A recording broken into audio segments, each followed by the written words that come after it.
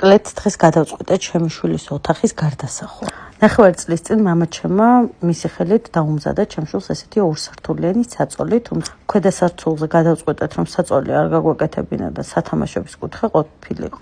მაგრამ იქიდან გამომდინარე, რომ სივრცე ძალიან პატარა იყო, არ თამაშობდა ამ ოთახში, არ ყოფნიდა სივრცე. პლუს ამას მობეზრდა ასვლა ჩამოსვლები და გადავწყვიტე ეს ორსართულიანი საწოლი გადამექცე ერთსართულიანი. ამოვალაგე ზამთრის ტანსაცმელები ჩავალაგე ზაფხულის ამოვალაგე მოკლედ მთელი სახლი არის თავდაყირა და იქიდან გამომდინარე რომ მე ძალიან მიყვარს მსგავს საქმეებში ჩართულობა მიუხედავად იმისა რომ ჩემო მეუღლემ მითხრა საღამოს რომ მოვიდო და მაშინ დამეხმარებოდა და გააკეთებდა ამ ყველაფერს მე მაინც გადავწყვიტე ჩემით მომეგვარებინა ეს პრობლემა პირველი რა თქმა უნდა ვიწყებდი ზედმეტი ნივთების ალაგებით და იმ ტერიტორიის მოწესრიგებით სადაც უშუალოდ უნდა გადავხერხო საწოლი ჩემი სალონის რემონტებში ჩართულობამ ის გამოიწვია, რომ მაქსიმალურად კარგად ვიცი ყველა ინსტრუმენტის გამოყენება და ეს პრობლემას არ წარმოადგენდა ჩემთვის.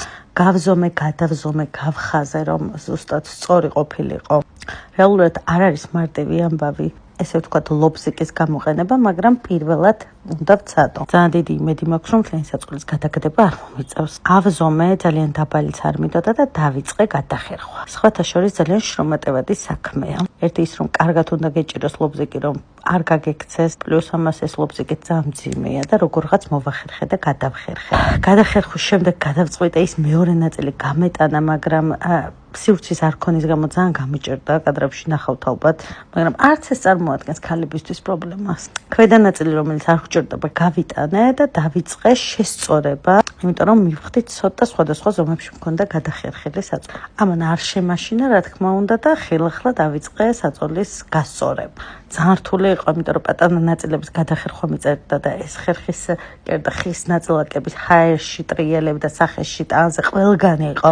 ბოლოს როგორღაც გავაკეთე და გადავწყვიტე ამ ნაწილის გარეთ გატანა, რა თქმა უნდა, რომ ის ტერიტორია, სადაც საწოლი უნდა დაგარიყო, უნდა მომეწესრიგებინა. წინ კიდევ დიდი და ბევრი სამუშაო გვაქვს და თუ გაინტერესებს, როგორი გამოვიდა ჩემი შვილის ოთახი, მაშინ უნდა დაელოდო ვიდეოს მეორე ნაწილს.